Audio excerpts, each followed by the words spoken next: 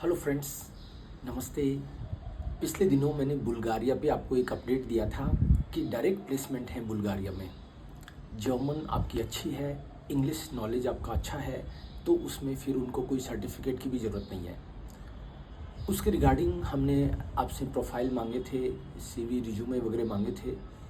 तो जो रिज्यूमे हमारे पास आए उसमें से पहले 9 रिज्यूम्स जो भी हमको ठीक लगे वो हमने आगे फॉरवर्ड किए सबसे पहले।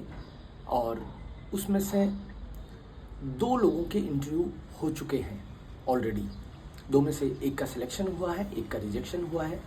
जो सिलेक्शन हुआ है उनका नाम है फूजिया, और उनको क्या ऑफ़र किया गया है वो मैं आपको बता देता हूँ और किस तरह से उनका प्रोसेस रहा। इसके रिगार्डिंग मैंने कुछ इन्फॉर्मेशन यहाँ नोट की है। उनको सैलरी जो ऑफ़र हुई है फाइनली वो हुई है 2200 BZN, मतलब बुल्गारिया की जो करेंसी है। वो आप चेक कर लोगे, शायद 45 रुपीज़ पर BZN कुछ होता है। तो 2200 BZN प्लस 300 BZN उनको रेंट अलाउंस मिल रहा है। और उसके अलावा जो ये टोटल जो उनका जॉइनिंग रहेगा उसमें 5 से 6 महीने लगेंगे, क्योंकि आपको पता होगा कि यूरोपियन यूनियन वालों ने जिस तरह के रूल्स बना रखे हैं कि उनको एक एडवर्टीज़मेंट देना पड़ता है कि सबसे पहले वो यूरोपियन यूनियन के लोगों को प्रीफर कर रहे होते हैं डायरेक्ट प्लेसमेंट में, तो नहीं मिलते तो फिर बाहर के लोगों को ले सकते हैं। तो ये सब उन्होंने बताया। तो 5 से 6 महीने में उनकी जॉइनिंग होगी। ऑफ़र लेटर ऑलरेडी आ चुका है। और ये जो उनका प्रोसेस हुआ, वो सबसे पहले हमने रिज्यूमे शेयर किए। उसके बाद में उनके पास एक मेल से कंफर्मेशन आया कि हमको आपका रिज्यूमे मिला है, आप हमको एक डेट बताइए, टाइम और डेट बताइए जिसमें आप कंफर्टेबल हो। इस तरीके से उन्होंने पूछा। तो इधर से डेट और टाइम भेजा गया। और पहला जो इंटरव्यू हुआ वो कम्प्लीटली इंग्लिश में हुआ। 20 मिनट्स ये इंटरव्यू चले जो कैंडिडेट्स के। पहला इंटरव्यू जो है वो 20 मिनट्स का चला, इंग्लिश में चला। उन्होंने कंपनी के बारे में एक्सप्लेन किया, है ना, चीज़ें पूछी, कुछ बताई। तो दोनों तरह का एक मिक्स मामला था, है ना। केवल क्वेश्चन ही पूछ रहे हैं ऐसा नहीं, उन्होंने अपनी कंपनी के बारे में, काम के बारे में थोड़ा डिटेल से एक्सप्लेन किया। और उसके बाद में उनको एक नेक्स्ट असाइनमेंट मिला ये इंटरव्यू कंप्लीट होने के बाद में। और उस असाइनमेंट में इनको 300 साढ़े 300 वर्ड का एक ऐसे लिखना था। तो उस ऐसे में जैसे फॉर एग्जांपल एक जनरल आपको कितनी अवेयरनेस है चीज़ों को लेके, है ना। तो उनको तो खैर वहाँ के बारे में क्या जानते हो, और उस टाइप का सा टॉपिक था उनका। तो लेकिन कोई भी एक जनरल करंट टॉपिक भी आ सकता है जिस पे आपको ऐसे लिखना है। उसके बाद में नेक्स्ट राउंड के तौर पे ये जो ऐसे लिखा, ये 300 से साढ़े 300 वर्ड की उन्होंने लिमिट दी थी। उसके बाद में नेक्स्ट राउंड जो हुआ उसमें इन्होंने टाइपिंग का टेस्ट लिया कि आप टाइपिंग अपना करके बताओ, उनके पास भेजो।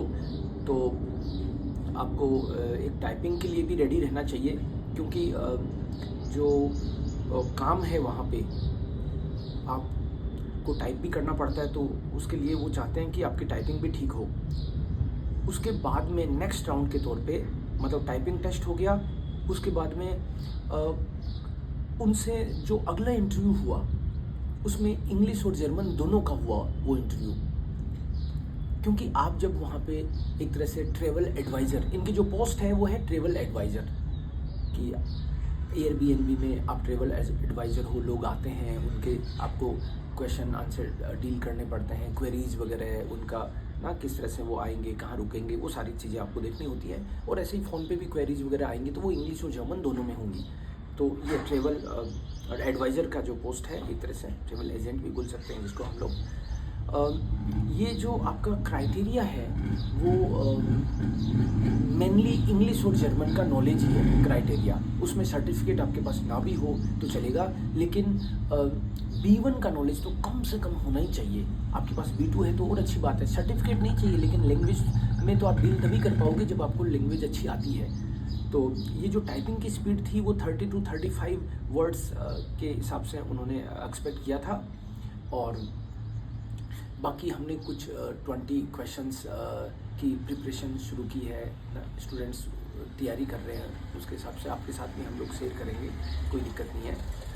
मेन चीज़ और सबसे प्यारी चीज़ इसमें ये है कि एक तो आपके पास सर्टिफिकेट नहीं हो, आप मोटिवेटेड हो, एक एज का क्राइटेरिया वाला मामला, इसमें टेंशन वाली बात नहीं है। आपकी एज 40 साल भी है तो भी आप अप्लाई कर सकते हो, ये एक इसमें अच्छी चीज़ लगी।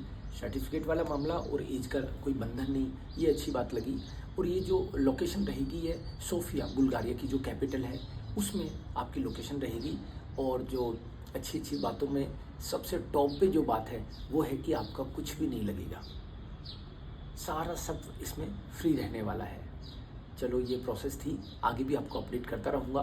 पहले 9 लोगों का जो हुआ है, एक के बाद एक इंटरव्यू होना तय है अभी, तो इनका जब कंप्लीट हो जाएगा तब हम लोग नए एप्लीकेशंस लेंगे। Thank you so much, keep updated. और हमारा अगर चैनल आपने अगर सब्सक्राइब नहीं किया है तो उसको कर लीजिएगा। Thank you.